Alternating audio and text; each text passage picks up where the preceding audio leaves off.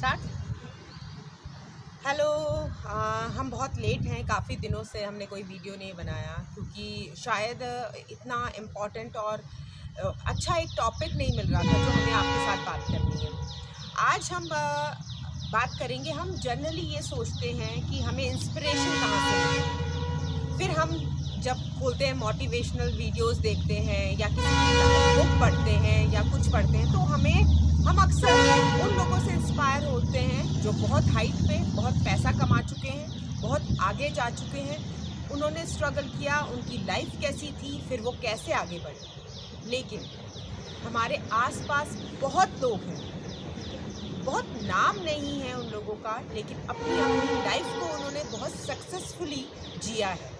और मुझे लगता है अपने आसपास से इंस्पिरेशन ढूंढना ज़्यादा बेटर है, ना कि हम लोग वीडियोस देखें या किसी एक को सेट कर लें कि हमें उसके जैसा बनना है। क्योंकि हर एक लाइफ अपने आप में स्ट्रगल से भरी है। हर एक लाइफ में हर एक ने कोई ना कोई प्रॉब्लम फेस की है और बहुत ही स्ट्रॉन्ग तरीके से उससे बाहर आए हैं।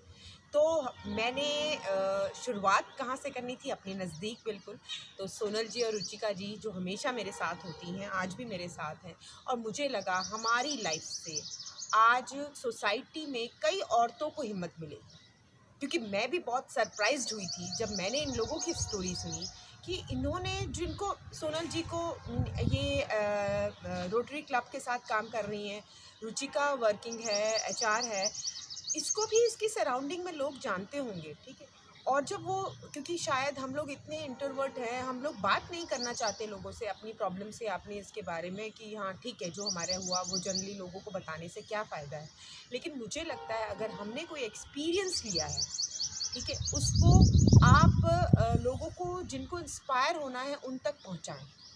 तो आज हम पहले शुरुआत करते हैं रुचिका से कि इन्होंने अपनी इनकी एज बहुत ज़्यादा नहीं है, छोटी सी ज़िंदगी में ऐसा क्या स्ट्रगल देखा जो हमको एक कोई इंस्पिरेशन दे सकता है जिससे हम इंस्पायर हो रहे हैं।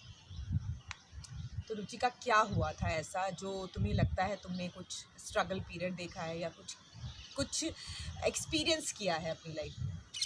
तो ये बात है उन दिनों की जब मैं फ़र्स्ट टाइम प्रेग्नेंट थी। It was a way to my motherhood. जिस तरह सबने अपनी प्रेगनेंसी को एंजॉय किया, मैंने भी उसी तरह से बहुत अच्छे से एंजॉय किया। Then the time came of delivery. वो भी बहुत अच्छे से हुई, बहुत अच्छे से 20-25 दिन निकले। देन अचानक से मेरी डॉटर को रेस्पिरेशन प्रॉब्लम होने लगी।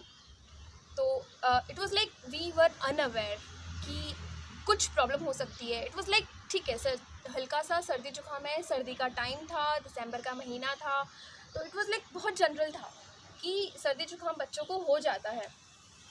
देन वी विजिटेड डॉक्टर, तो उन्होंने बोला कि कुछ प्रॉब्लम है इसके हार्ट में। And it was the shocking moment ये तो है फॉर द होल फैमिली। इतना सा बच्चा, 20-25 दिन का बच्चा है या बच्ची है, उसको हार्ट का प्रॉब्लम, एक माँ के लिए तो इट वाज लाइक, देखो डॉक्टर्स के लिए ये एक रूटीन था, लेकिन एक माँ के लिए एक बहुत बड़ी बात हो जाती है। और पहली delivery and I was just 21। इतना नॉलेज भी नहीं था, हमेशा पढ़ाई में रहे, जॉब में रहे, घर, फैमिली, बच्चे, सब कुछ पहली बार था। फिर we went to Jaipur, then Ahmedabad. फिर हमको पता चला कि कुछ PDA नाम का बीमारी होता है। और सबसे पहले जो मैंने किया था, सिर्फ इसके बारे में रीड आउट किया, बजाय कि निराश होने के। मैंने देखा कि मैं क्या कर सकती हूँ उस सिचुएशन में, एज अ मदर मैं क्या कर सकती हूँ। मैंने रिसर्च किया, बहुत कुछ पढ़ा उसके बारे में। And finally we took a decision to get the baby operate. हम लोगों ने मे बी वो 6-7 महीने की रही होगी तब हमने उसका फर्स्ट टाइम ऑपरेट करवाया। She was just normal. Then ये चीज़ नोट की मैंने कि उसको मतलब जब भी मैं कुछ बात बोलती थी, अगर मैं उसके सामने हूँ तो वो देख पाती थी। वो like it was only the visual stimulation, उसको सुनने में कुछ भी नहीं आ रहा था।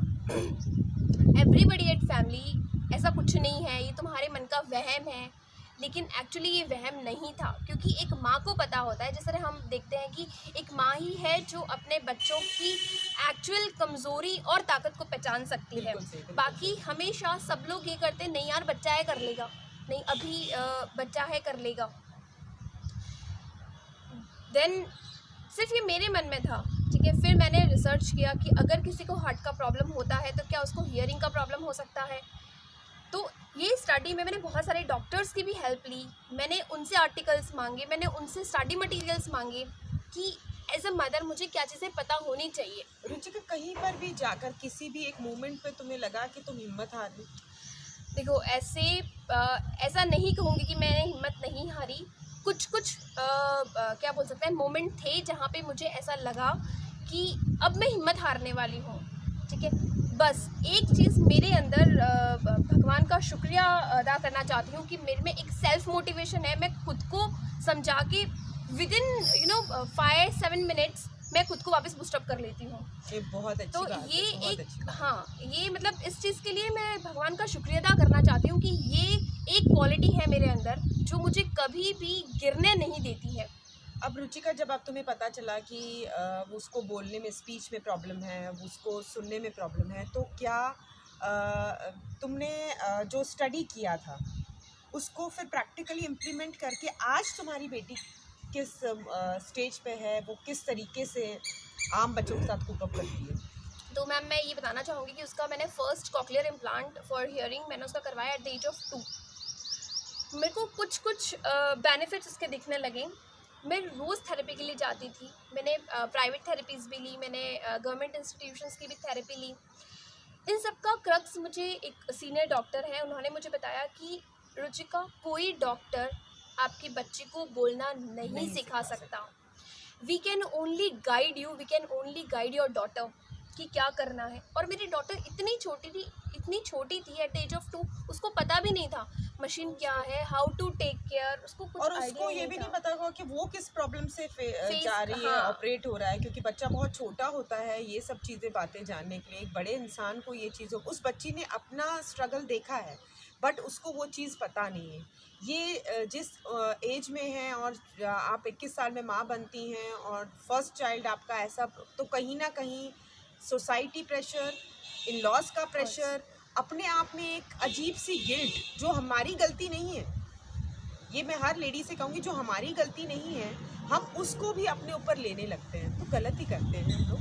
हमें ये सब चीज़ें नहीं लेकर, हमको उसको पॉजिटिविटी से लेना चाहिए और हमें आगे बढ़ना चाहिए, जिस तरीके से रुचिका ने किया। रुचिका ने डॉक्टर्स की बात मानी, रुचिका ने स्टडी की, रुचिका ने उस बच्ची पे इतना हार्ड वर्क किया, 5 साल अपना करियर छोड़ के उस बच्ची को आज बोलने, सुनने और हम जैसी नॉर्मल लाइफ जीने के काबिल बनाया। तो इंस्पिरेशन यहाँ से आती है। इंस्पिरेशन के लिए हमें बड़ी बड़ी बुक्स, ठीक है, या बड़े बड़े लोगों को से इंस्पायर होकर, ज़रूरत नहीं है कि हम वीडियोस देखें या हम देखें, ठीक है ना, हमें पता है उन जिन्होंने बहुत अचीव किया उनकी लाइफ हमें पता है, उनकी स्टोरीज हमने बचपन से आज तक सुनी है। पर क्या आपने कभी अपनी सराउंडिंग में देखा है कि कितने लोग हैं जो कैसे कैसे स्ट्रगल से बाहर आए हैं और आज वो अपनी लाइफ अपने ढंग से बहुत ही सक्सेसफुली जी रहे हैं? जिसका एक एग्जाम्पल मैंने आपको रुचिका की बातों से बताया, इनसे बात करके पता चला। अब मैं आपको मिलवाती हूँ सोनल जी से। आप जानते ही हैं क्योंकि ये दोनों वर्कआउट भी मेरे साथ करती हैं, एक्सरसाइज भी करती हैं, और हम लोग मतलब एक इस लॉकडाउन की तो एक बहुत अच्छी सी, वो कहते हैं ना, तिगड़ी और वो बन गए हैं कि जो एक दूसरे से कनेक्टेड हैं और शायद हम मोटिवेट हो रहे हैं। और सच में कह रही हूँ, मुझे मोटिवेशन के लिए बाहर जाने की ज़रूरत ही नहीं है या किसी को पढ़ने या सुनने की ज़रूरत ही नहीं है। मैं जिससे मिलती हूँ उसकी लाइफ का एक इतना बड़ा पार्ट होता है, इतना बड़ा एक्सपीरियंस होता है जो हमको और मोटिवेट करता है कि अरे इन्होंने इस तरीके से कर लिया तो हम तो कर ही सकते। तो प्लीज़ आप सब पॉजिटिव रहिए। कोरोना का आना, आसपास ये सब चीज़ें होना, कभी अर्थक्वेक, हम लोग हो जाते हैं डिप्रेस, लेकिन प्लीज़ डिप्रेस नहीं होना है, लाइफ को एक पॉजिटिव डायरेक्शन में ले जाना है। एंड प्लीज़ जब बाहर निकले, बी सेफ, मास्क, सैनिटाइज़र, आप अपने आप को कवर कीजिए, घर आइए, नहाइए, प्लीज़ प्लीज़ प्लीज़ जितना हो सके लोगों से डिस्टेंस में रहिए। तो सोनल जी से आज मेरे को आप पास आ जाइए सोनल जी, क्योंकि हम लोग क्या मॉर्निंग में वर्कआउट कर रहे थे और ऐसे ही जस्ट बैठ गए हैं कि चलो एक बात कर ली जाए आप लोगों के साथ। सोनल जी कि जब मैंने लाइव सुनी, पहले रुचिका का सुना, क्योंकि रुचिका मुझसे बहुत छोटी है, तो कहीं ना कहीं मुझे लगा कि इस बच्ची ने, इतनी छोटी बच्ची ने अपनी बच्ची को कैसे संभाला। तो एक इंडियन सोसाइटी में आप कम उम्र में माँ बन जाते हैं और वो माँ इतनी स्ट्रांग होती है कि आपकी एज का दायरा ख़त्म हो जाता है। तो रुचिका ने वही चीज़ करके बताई। जब मैंने एक चीज़ और मैं ऐड करना चाहूँगी मैम यहाँ पे, कि इन सब चीज़ों के बीच में मैंने कभी अपना खुद का करियर नहीं छोड़ा। अगर मैं छोड़ देती तो शायद आज की डेट में मुझे ये लगता कि मेरी सेल्फ एग्जिस्टेंस ख़त्म हो चुकी है, मैं सिर्फ एक माँ के रूप में ही रह गई हूँ। तो मेरे को रुचिका को भी एग्जिस्ट करना था, मेरे को एक माँ को भी बहुत अच्छे से बना के रखना था। तो ये चीज़ तो सभी सुन लीजिए, एक वर्किंग मदर होने का मतलब नहीं है कि आप मदर नहीं, माँ वर्किंग भी हो सकती है और हम सब कुछ कर सकते हैं। मेरा तो मानना है एक फ़ीमेल इतनी कैपेबल होती है कि वो हस्बैंड संभाल सकती है, बच्चे संभाल सकती है, घर संभाल सकती है और अपना जॉब भी। आपका क्या कहना है सोनल जी इस बारे में? बिल्कुल सही है, हमें हर चीज़ को बैलेंस करके चलना चाहिए अपने लाइफ में। हमें अपना वजूद भी रखना चाहिए और डेफिनेटली अगर हम मदर है, वाइफ है, तो वो भी सारी रिस्पॉन्सिबिलिटीज़, बहू है तो सारी रिस्पॉन्सिबिलिटीज़ को अच्छी तरह से फुलफ़िल करके हमें अपने आप से भी प्यार करना चाहिए और हमें अपना एग्जिस्टेंस भी बताना चाहिए। सोनल जी, जब आपने मुझे बताया कि आप पहली बार जब आई थी, आपने कहा था आप एक ब्रेन सर्जरी से गुजरी हैं, पर तब मैंने इस बारे में मैंने बस ये ध्यान रखा कि मुझे वर्कआउट कराते वक्त आपको ऐसा कुछ नहीं कराना है कि उस ब्रेन सर्जरी पे इफ़ेक्ट पड़े। लेकिन ये लॉकडाउन का जो टाइम पीरियड हुआ, हम लोग आपस में एक दूसरे के इतने क्लोज आए, क्योंकि एक यही वक्त होता है, वक्त है मुझे लगता है शायद एक दूसरे से इंटरेक्ट करा हम लोगों ने बहुत ज़्यादा। तो सोनल जी, क्या हुआ था ऐसा और अचानक से इतना सब कुछ क्या फेस किया? मेरी 2008 में शादी हुई, फिर 2009 में मुझे थोड़े हेडेक्स होने लगे। तो सबको ही होते हैं आजकल हेडेक्स, तो मुझे लगा नॉर्मल है, हम सूरत रहते थे। और फिर अचानक एक दिन मुझे बहुत ज़्यादा हेडेक हुआ और मेरे को फिट्स आ गए, मैं गिर गई। फिर मैं तो बेहोश हो गई, मुझे कुछ पता नहीं चला, मुझे हॉस्पिटल ले जाया गया। फिर वहाँ पे MRI की तो पता चला मेरे ब्रेन में क्लॉट्स है, 5 क्लॉट्स है और एक क्लॉट बर्स्ट हो चुका है, कैवर्नियस हेमेंजियोमा था मुझे। तो डॉक्टर्स का कहना है ये काफ़ी जनों को होता है पूरे वर्ल्ड में, बट किसी किसी के साइलेंट होते हैं और किसी किसी के एक्टिवेट हो जाते हैं। तो अनफॉर्चुनेटली मेरा एक्टिवेट हो गया था और ब्लीडिंग शुरू हो गई थी ब्रेन में। तो डॉक्टर्स ने कहा ये ब्लीडिंग एकदम माइन्यूट है, लेकिन ये जैसे जैसे माइन्यूट बढ़ती जाएगी वो ब्रेन के जो वोकल नर्व्स है, विजुअल नर्व्स है, वो सबको प्रेस कर देगी एंड धीरे धीरे मेरा speech and visual and thinking capability, ये सब पे इफ़ेक्ट आएगा। तो डॉक्टर का कहना था कि इसको आप एक मौका देकर ऑपरेट कर दीजिए तो तुम्हारी लाइफ बेटर हो जाएगी, अदरवाइज़ ये कभी भी ज़्यादा ब्लीडिंग हो गई या कोई और जगह इफ़ेक्ट हो गया तो बहुत मुश्किल हो जाएगा, ब्रेन हैमरेज हो सकता है।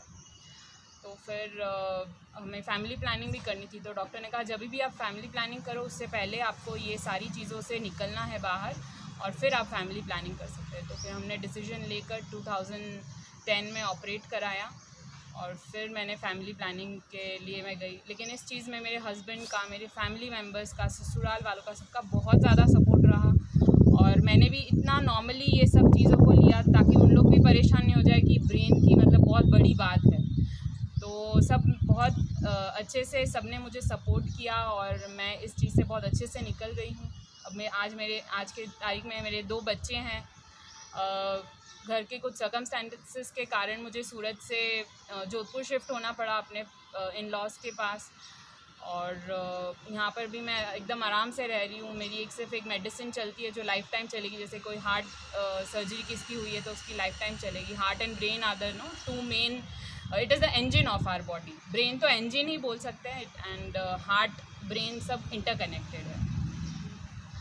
और आज मैं एकदम आराम से हूँ। मैंने यहाँ पर रोटरी क्लब ज्वाइन कर रखा है जोधपुर में, so that I get around with new people. मैं यहाँ किसी को जानती नहीं हूँ, मेरे बिल्कुल न्यू सिटी है। तो मैंने रोटरी क्लब ज्वाइन किया है विच से सर्विस अबव सेल्फ। मुझे सर्विस करना बहुत अच्छा लगता है और जब दूसरों के दुख या परेशानियां देखते हैं तो मुझे लगता है हम तो इतने आराम से जी रहे हैं, क्यों ना हम किसी को सपोर्ट करके उनको भी एक अच्छी ज़िंदगी हम दे सकें। दोनों बातों में एक चीज़ बड़ी कॉमन है कि रुचिका ने भी अपनी शादी के इनिशियल टाइम में ये सब फेस किया। सोनल जी भी शादी करके आई और आते ही ये सब चीज़ फेस किया। बहुत अहम भूमिका होती है हस्बैंड की, ससुराल वालों की। तो मेरी तरफ से, सोसाइटी की तरफ से दोनों के इन लॉज को, दोनों के हस्बैंड्स को बहुत बहुत थैंक यू।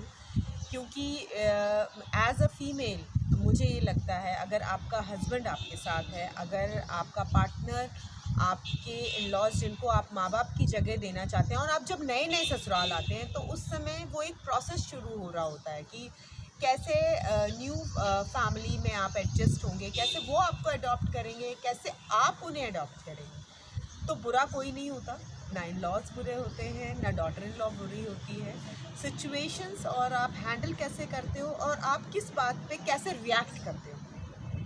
पता नहीं क्यों सोनल जी, रुचिका जी, मुझे ऐसे लगता है छोटी छोटी बातों पे गुस्सा करना, छोटी छोटी बातों पे रिएक्ट करना से हम जिंदगी का बहुत ज़्यादा इम्पोर्टेंट टाइम वेस्ट करते हैं। एक्चुअली किसी ने ठीक ही कहा है, it's always better to respond rather than react.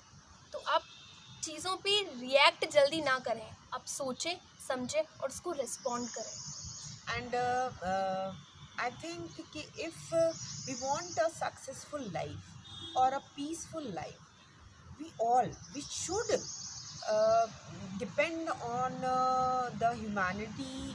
We should believe on that and never like this कि भाई ये हो रहा है, चल रहा है, चलने दो, मैंने इस पे गुस्सा कर लिया, मैंने उस पे गुस्सा कर लिया, मैंने रिएक्ट किया। No, don't do this, don't waste your energy in मतलब नेगेटिव साइड। प्लीज़ हमेशा पॉजिटिव साइड देखिए लाइफ का, और इंस्पिरेशन ढूंढने मत जाइए, आपके आसपास ही है। कभी बैठ के अपनी दादी की कहानी सुन लीजिएगा, उन्होंने भी अपनी लाइफ को बहुत ही स्ट्रगल से बाहर निकाला होगा। कभी मम्मा का सुन लीजिएगा, कभी फादर से इंटरेक्ट कर लीजिएगा, तो आप हैरान होंगे कि उन्होंने अपनी, और हम जनरली क्या कहते हैं, अभी पापा सुनाएंगे कि हमारे वक्त कहाँ पैसा था, हमने तो पैदल चल के स्कूल गए हैं, हमने तो कैंडल में पढ़ाई की है, ये किया है, वो किया। अरे उन्होंने सच में ऐसा किया है, वो झूठ नहीं बोल रहे हैं, ठीक है। और अगर उन्होंने ये सब किया है और आज वो किसी मुकाम पे हैं, तो हमको कभी बैठ के टाइम निकालना चाहिए उनकी ये बातें सुनने के लिए, ठीक है। और बड़ों से सीखने को ही मिलेगा, कुछ नहीं। और मुझे तो ऐसा लगता है कि आज हम लोग चाहते थे, मैं तो बहुत डेस्परेट थी इस बात को आप लोगों के साथ शेयर करने के लिए, क्योंकि मेरे लिए बड़े बड़े रोल मॉडल सेट करने से ज़्यादा हेड्स ऑफ है सोनल जी को, रुचिका जी को, जिन्होंने, रुचिका ने अपने बेटी को बहुत नया जीवन दिया है। सोनल जी ने अपने आप को जीवन देकर आगे 2 ज़िंदगियां लाई हैं, ठीक है, अपने परिवार को चलाया है। तो हम लोग सब कुछ कर सकते हैं, बस एक थोड़े सा विल पावर स्ट्रांग रखिए, और ब्लेसिंग होनी चाहिए कि आपको लाइफ पार्टनर्स अच्छे मिलें, आपके इन लॉज आपके सपोर्टिव हों, और सब कुछ बहुत अच्छे से चले। तो घर पे बैठिए, सेफ रहिए, हम लोग भी चलें, हमने वर्कआउट कर लिया और आपसे बातें भी कर ली, ठीक है। बाय।